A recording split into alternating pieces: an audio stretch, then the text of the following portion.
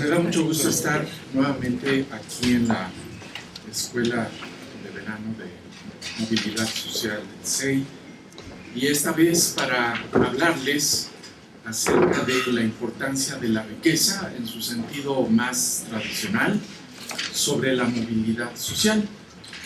En lo que sigue, quisiera exponerles dos grandes aspectos de la riqueza respecto a la movilidad. La primera es el efecto directo que la riqueza material, las propiedades, los instrumentos financieros que tienen las personas, en fin, muchas formas de propiedad material, el impacto que esto tiene sobre aspectos específicos de la movilidad, en este caso sobre el avance o los progresos relativos en términos de salud y también el avance educativo. ¿Será acaso cierto de que ser más rico nos compra algo de años de vida, o que tener más riqueza nos permitirá alcanzar más fácilmente educación? Ese es el primer grupo de preguntas que voy a plantear. El segundo tiene que ver con la riqueza como definitoria de una posición dentro de la sociedad.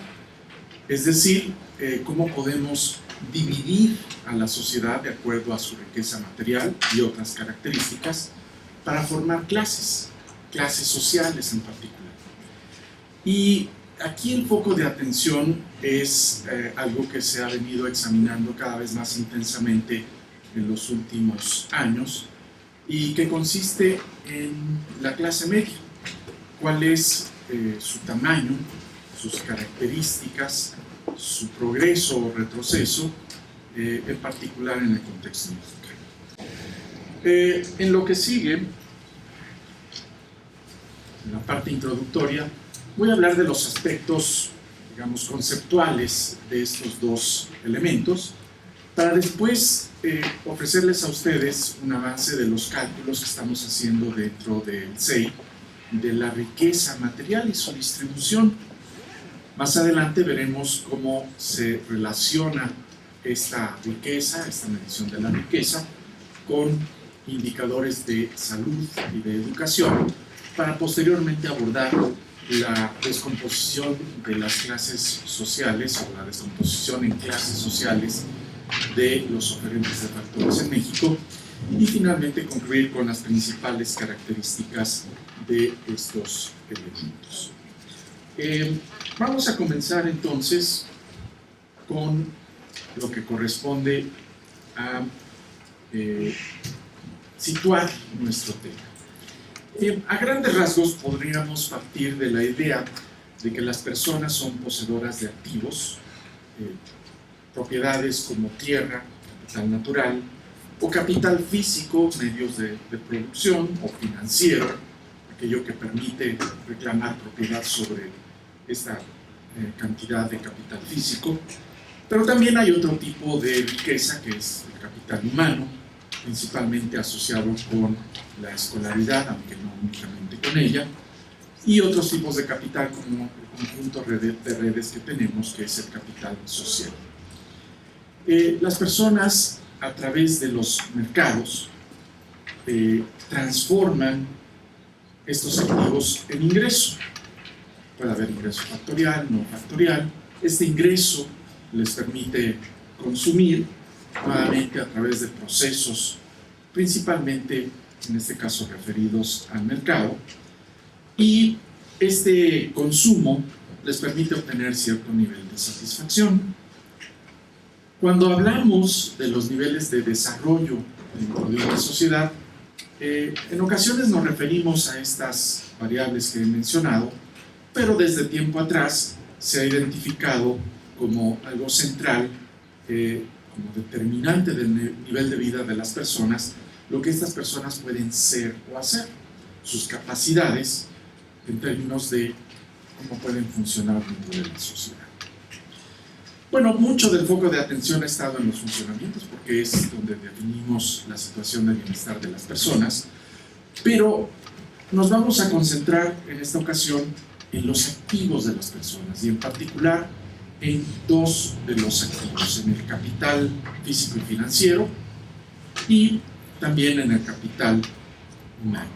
Y vamos a ver sobre esto dos cosas. La primera es cómo afecta la riqueza la movilidad intergeneracional. Ustedes pueden ver en esta gráfica, en la línea azul, cómo los logros en alguna dimensión, por ejemplo puede ser la acumulación de riqueza, ocurren para una primera generación, lo que ahí aparece en la línea azul como el ciclo vital del padre.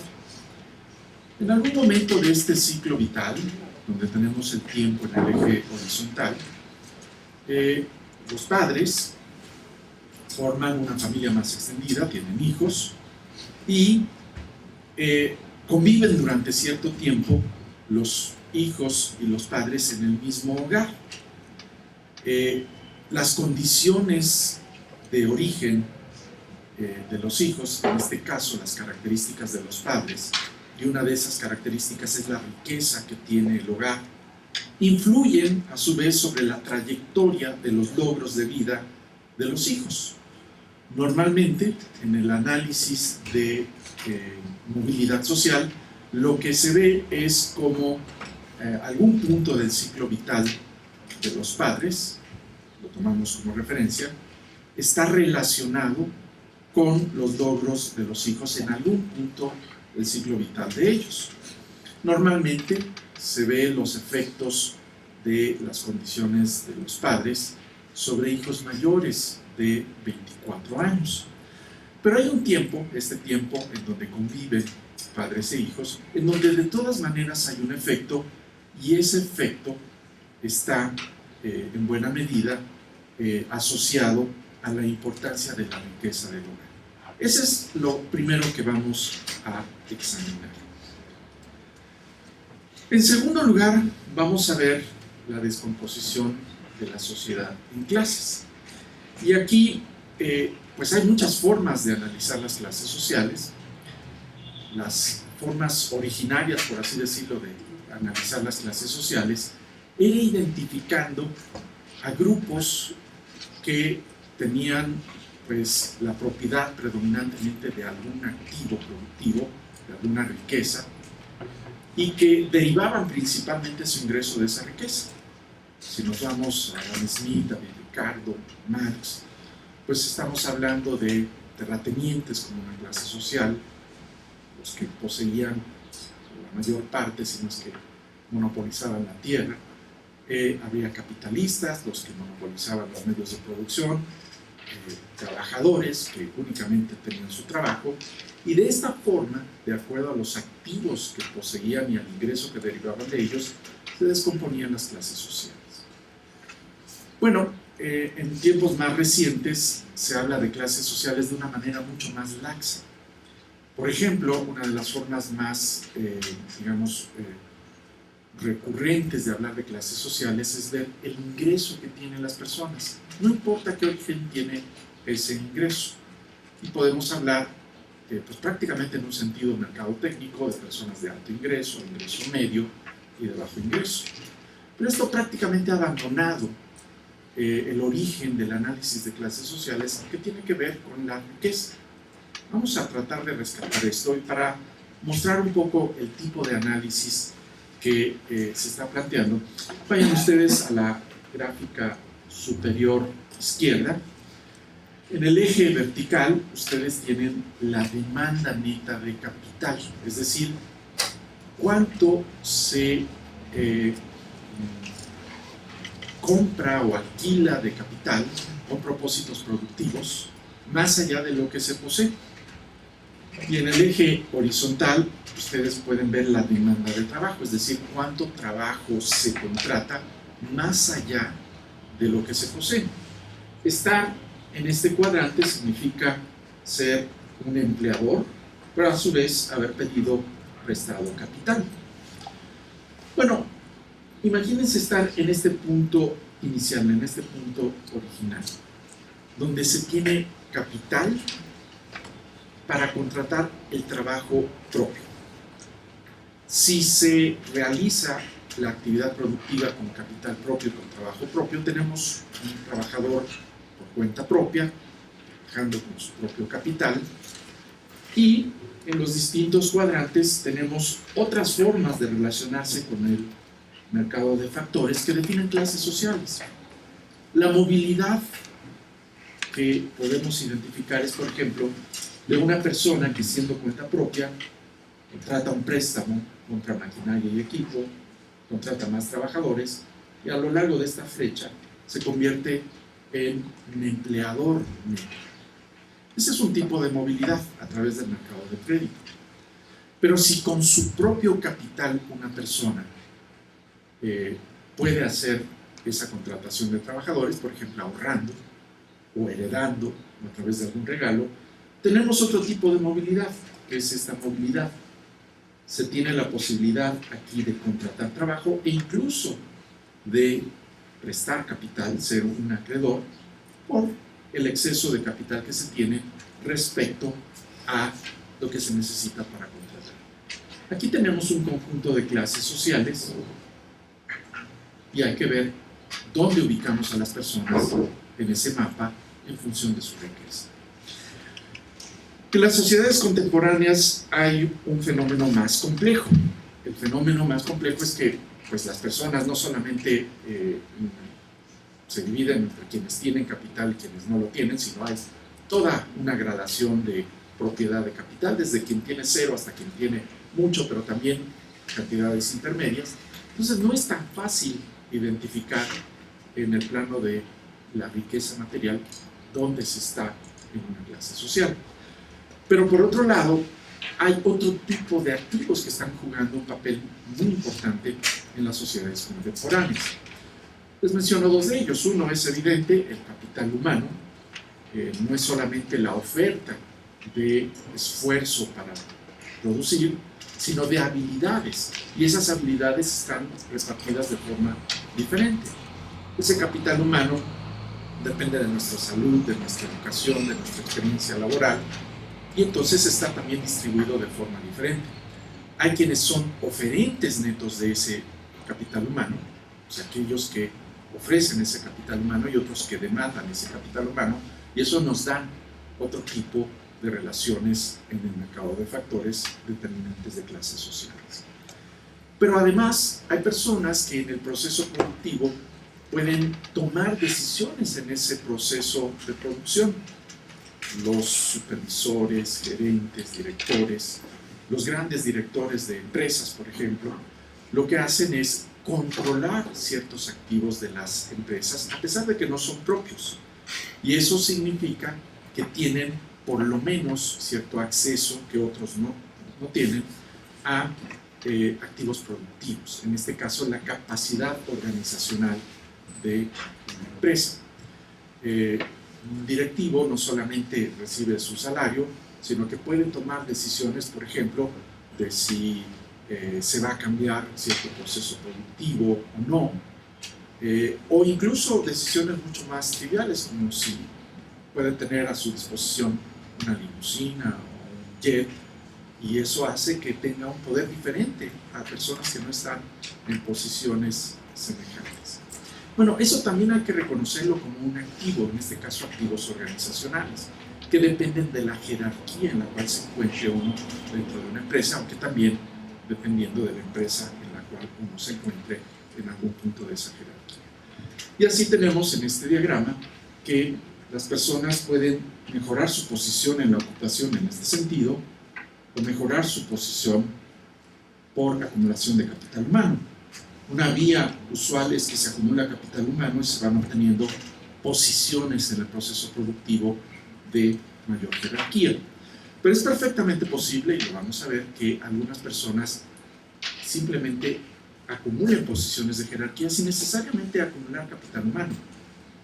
Tienen designaciones, quizás ahí hay una relación de confianza, por ejemplo, entre el dueño de una empresa y alguno de sus empleados, para que éste tome una posición más preeminente sin necesariamente tener más capital humano detrás en el sentido tradicional.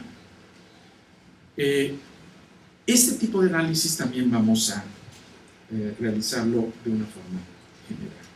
Las preguntas centrales que vamos a examinar son: ¿cuál es el efecto de la riqueza material fundamentalmente sobre la salud y la escolaridad de una siguiente generación? Vamos a identificar la riqueza del hogar y vamos a ver estos efectos.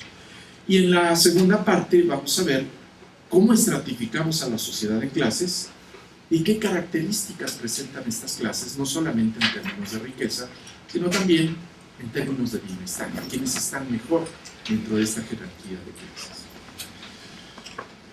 Para eso hay que medir la riqueza, y en nuestro país y en muchos otros países no existen estadísticas, por lo menos no de forma inmediata, de medición de la riqueza.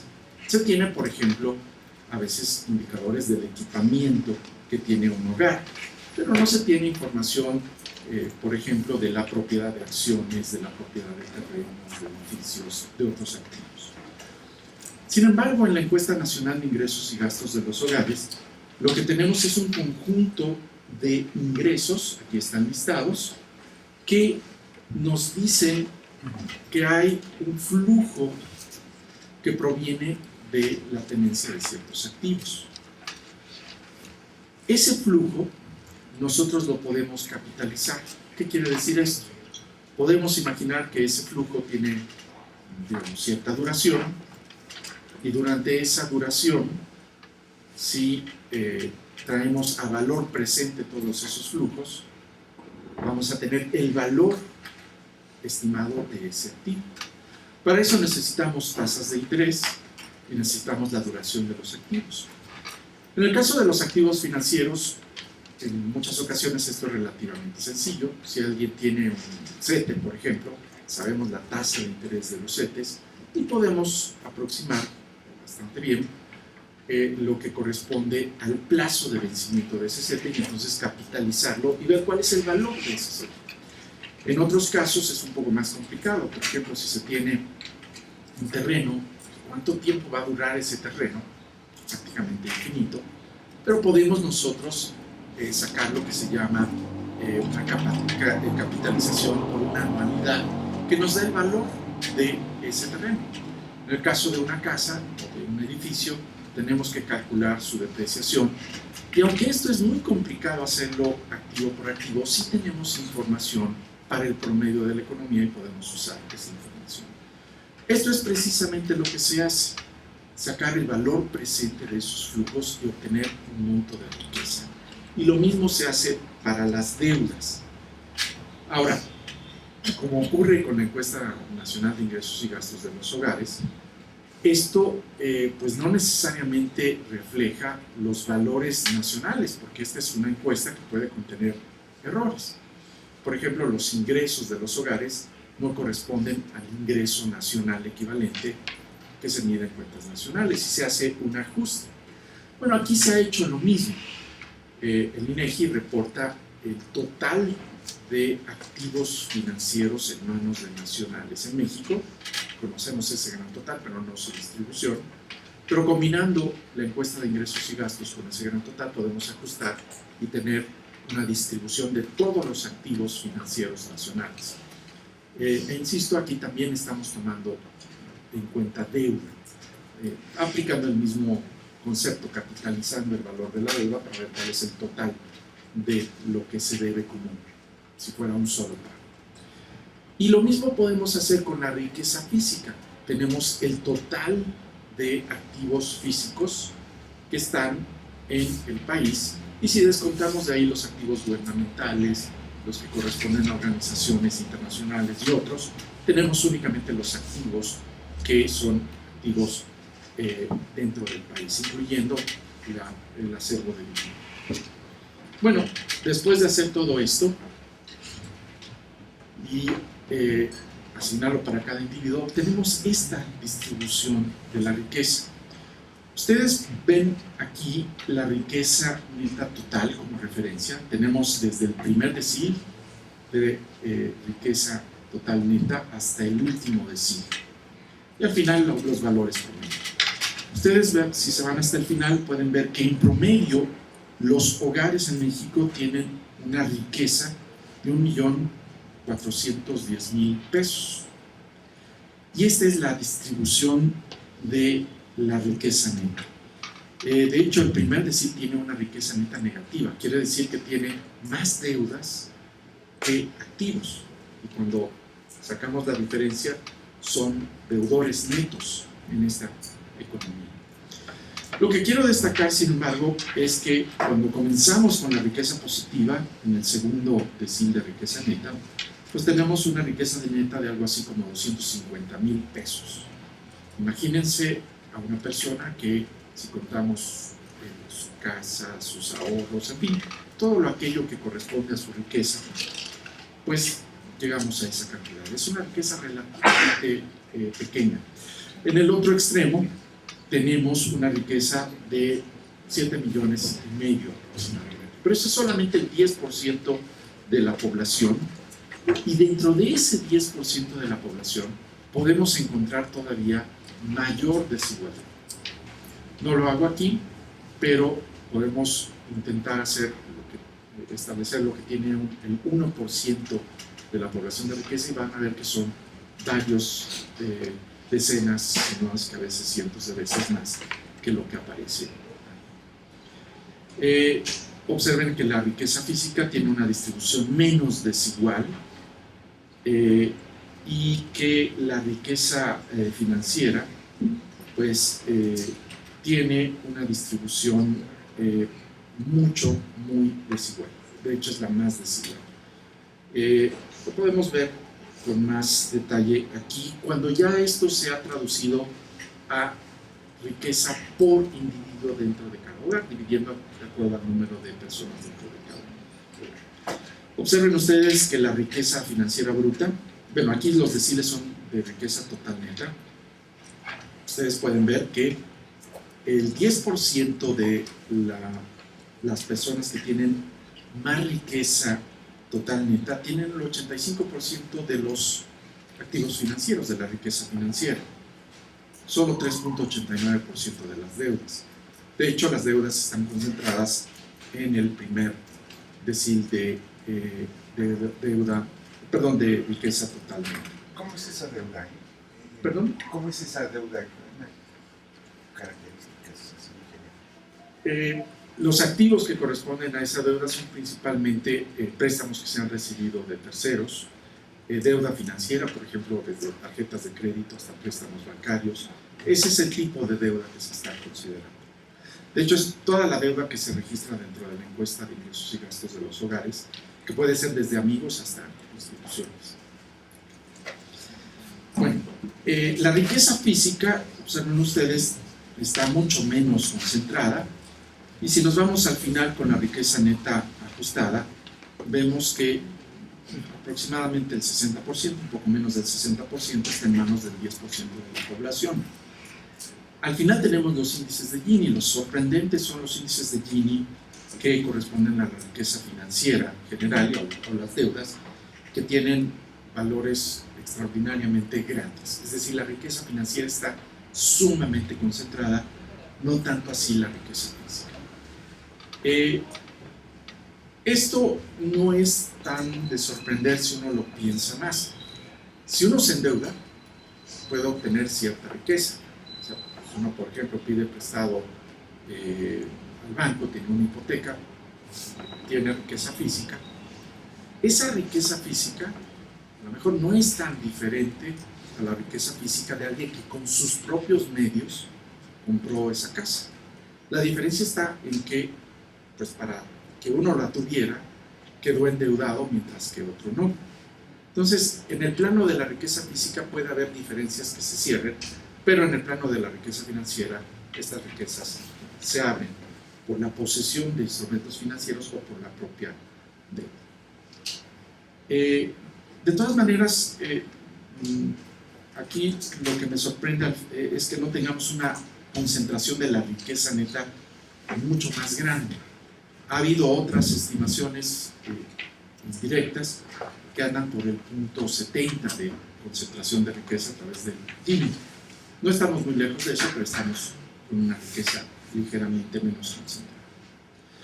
Bueno, para relacionar esta riqueza con logros de salud y educación, Lo que yo he hecho es tomar directamente información del Programa de Naciones Unidas para el Desarrollo del total de años de vida que se espera vivan las personas, que ha sido calculado para cada una de las personas en 2014 de acuerdo a sus características, donde viven, su sexo, su escolaridad, su educación. Y para el total, para la escolaridad, yo he tomado simplemente los años de escolaridad de las personas, los años que concluyeron en la educación formal. Debo mencionar que esta escolaridad también la voy a usar para aproximar el capital humano, que como ya les he dicho es mucho más complejo que la escolaridad, pero a falta de un mejor indicador, los años de escolaridad me van a medir el capital humano que tiene una persona. Bueno, lo que se ha hecho con estas estimaciones de riqueza es correr regresiones entre la escolaridad de los hijos y la escolaridad de los padres, agregando la edad de los hijos, la edad de los padres como controles. Es decir, no podemos comparar directamente la escolaridad de los padres y de los hijos, dado que pues, no corresponden a la misma edad. Tenemos que imaginar a través de esta regresión si, por ejemplo, a los 15 años un padre cuánta escolaridad tendría y a esos 15 años cuánta escolaridad tendría un hijo para hacer una comparación razonable. Y esto es precisamente la idea de introducir estos controles. Y después se ha introducido la riqueza financiera neta, la riqueza física y la riqueza total neta como parte de la información de esta regresión. Al correr esta regresión, todas las variables resultan ser significativas, la mayor parte al 99%, es decir, si hay una asociación muy fuerte, pero ustedes encontrarán en los coeficientes de riqueza valores muy pequeños. Bueno, en realidad lo que estamos viendo aquí es que la riqueza está medida en pesos y va desde algunos millones de deuda hasta algunos millones de riqueza neta, y cuando nosotros vemos el efecto ya sabiendo que eso está dado en esas unidades, observamos que por cada 10 millones de pesos de riqueza se agrega entre 0.6 y 0.9 años de escolaridad. Eso es lo que nos dicen estas regresiones, lo cual quiere decir que la riqueza tiene un efecto relativamente reducido sobre la escolaridad. O sea, que el hogar tenga mucha más riqueza no necesariamente se traduce en más años de escolaridad. El efecto más grande, sin embargo, corresponde a la riqueza física. Contar con riqueza física efectivamente se asocia con casi un año más de escolaridad por cada 10 millones de pesos. Pero es mucho más importante la escolaridad de los padres sobre la escolaridad de los hijos. Si los padres completan 3 años de escolaridad adicionales, tienen un efecto semejante a si hubieran acumulado 10 millones de riqueza en términos físicos, por ejemplo. Y eso tiene que ver con efectos que se dan mucho más allá de la propiedad, que tienen que ver con los cuidados que los padres tienen hacia los hijos y que en parte están asociados a su educación. Primera lección aquí, la riqueza es importante para impulsar la escolaridad, pero no es la que tiene el mayor efecto. ¿Qué hay con el caso de la salud? Hacemos exactamente lo mismo y ahora observamos que por cada 10 millones de pesos de riqueza tenemos un efecto primero extraño. Si es 10 millones de riqueza financiera, esto reduce, está asociada con una reducción en el número de años totales de vida de los hijos. Si me preguntan por qué todavía no desentraño este efecto, ¿por qué tener más riqueza financiera está asociado con menos efecto en la salud de los hijos? Quizás la mejor forma de ver esta información es con la riqueza neta, donde ya se tienen todos los efectos. Aquí en el caso de la riqueza neta, 10 millones de pesos aumentan casi medio año de vida, del total de vida que van a tener los hijos. También es un efecto muy pequeño porque un año de vida adicional de los padres, o sea, si los padres pudieran mejorar su salud en un año, eso se traduciría en casi medio año, más de medio año de mejora en los años totales de vida de los hijos. Y eso es pues, prácticamente un valor equivalente a los 10 millones de pesos. Vemos pues ya los efectos de esta primera parte de la riqueza sobre la movilidad social, cómo impulsa la educación y la salud, pero de forma moderada. Vamos a la parte de las clases sociales. El análisis tradicional de clases sociales pues, suele comenzar distinguiendo tres grandes grupos: los empleadores, que serían terminología clásica, los capitalistas, los cuenta propia, esa pequeña burguesía, y los empleados, el proletariado. En realidad, esa distinción de clases, que en tiempos modernos es mucho más sofisticada, a los empleadores se les distingue de acuerdo, por ejemplo, al tamaño de sus empresas, a los cuenta propia, también hay distinciones de acuerdo al sector o el tipo de habilidades que desempeñan, y los empleadores se hace todavía una distinción mayor, distinguiendo aquellos que tienen actividades de supervisión, actividades manuales, en fin, distintas capacidades de capital humano, si son profesionales y técnicos o no. Bueno, esta forma tradicional de examinar las clases sociales claramente presenta limitaciones. Ustedes pueden, por ejemplo, tomar a los empleadores en este diagrama y podemos ver que hay empleadores con una riqueza positiva, pero también empleadores con riqueza negativa. No es de sorprender. Hay empleadores que para ejercer su actividad pues están endeudando en los mercados y entonces tienen más deudas posiblemente que activos físicos.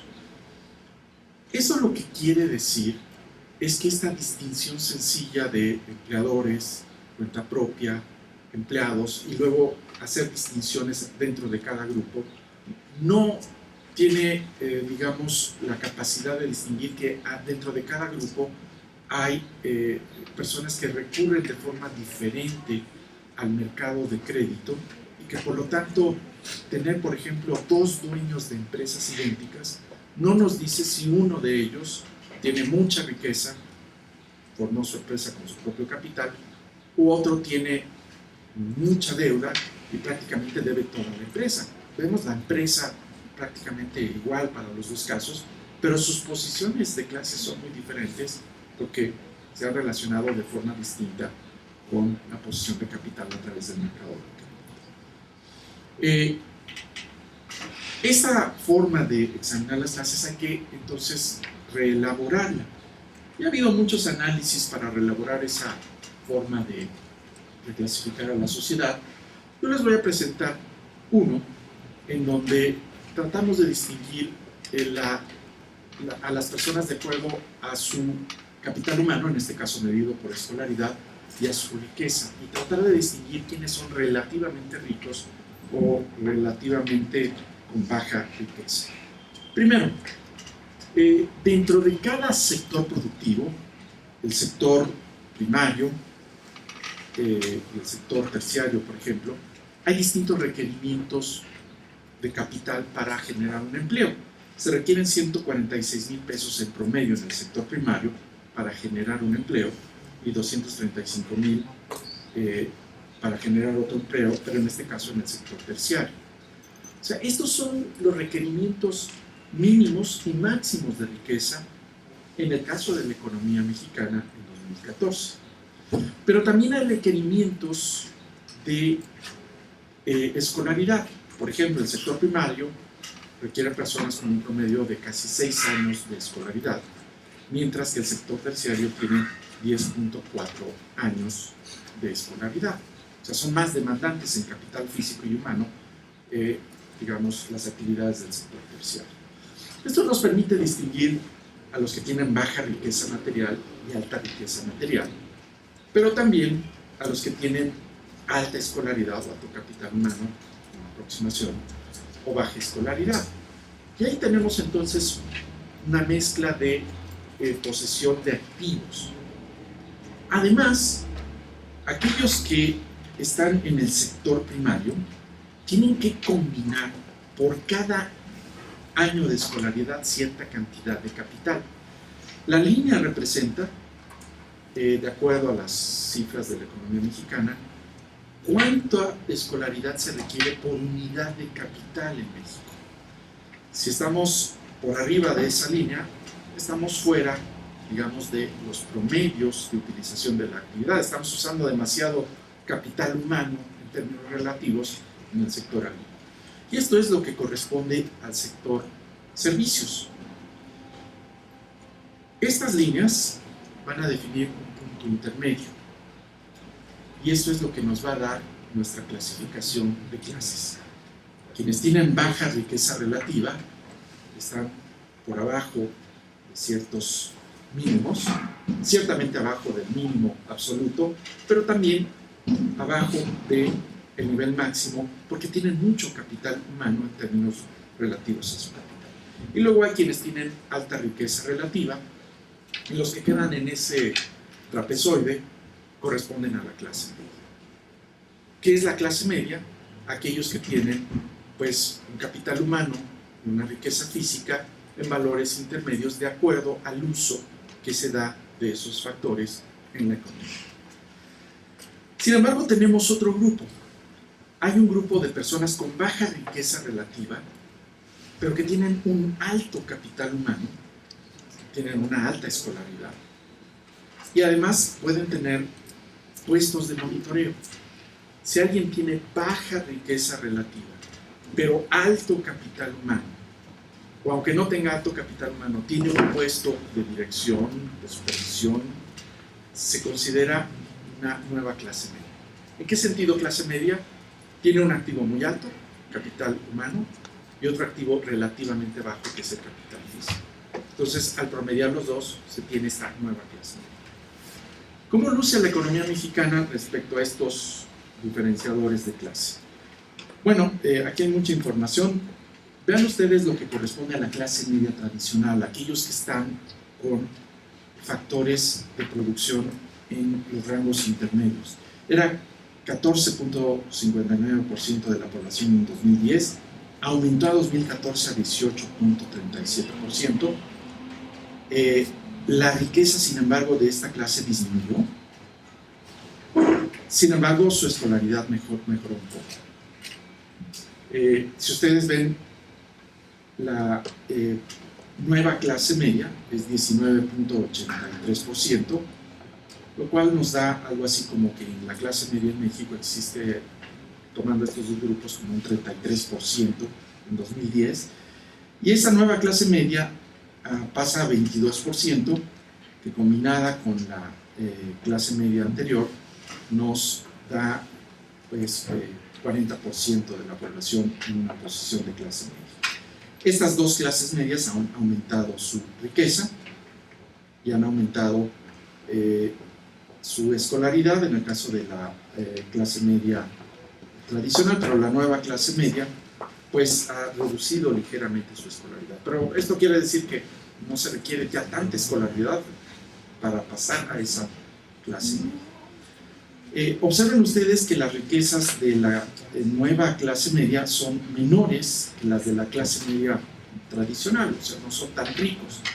¿Por qué? Porque están fundamentalmente orientados, este grupo, que es un grupo de personas ocupadas, a actividades que utilizan su capital humano y no tanto su capital físico. De hecho, tienen poco capital físico. Y ustedes pueden ver el resto de las clases sociales, en donde lo que hay que destacar en este análisis es que las personas de alta riqueza relativa han disminuido y han incrementado muchísimo su riqueza, mucho más que las otras clases.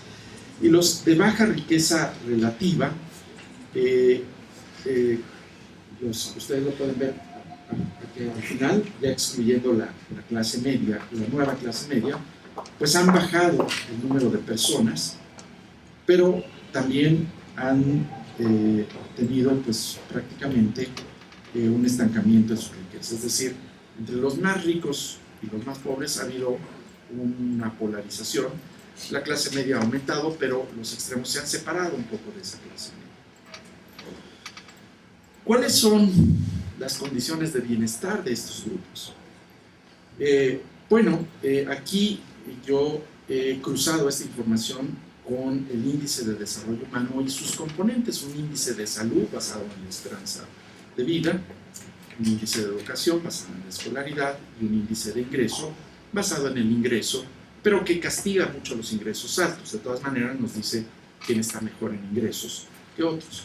Y el IDH es esta forma sintética de tener estas tres dimensiones del bienestar y tener una calificación entre 0 y 1 de qué tan bien se encuentran las personas. Los resultados que les presento aquí en parte me sorprenden porque ustedes van a ver que la clase media y sobre todo la nueva clase media tiene los mejores indicadores. Los relativamente ricos, los de riqueza relativamente alta, no tienen los indicadores de bienestar más elevados. En particular no tienen una escolaridad muy elevada, y eso es sorprendente, pero parece que para estos grupos la riqueza física, financiera, es un sustituto de la riqueza por capital humano, no acumulan tanto capital humano.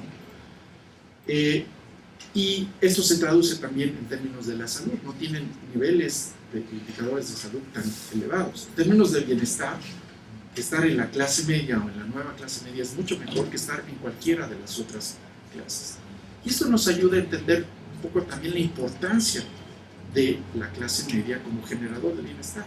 Ahí es donde se, digamos, concatenan varias dimensiones de bienestar en términos de salud, educación e ingreso. Sin embargo, vean ustedes que el ingreso de los relativamente ricos, los de riqueza relativamente alta, es en el índice de ingreso, es mayor que la clase media tradicional, pero la nueva clase media tiene un índice de ingreso mayor que los relativamente ricos. ¿Por qué?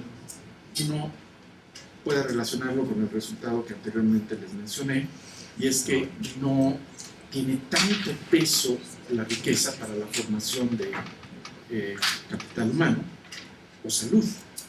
Y por lo tanto, eso tiene un efecto sobre estos grupos en términos de su bienestar.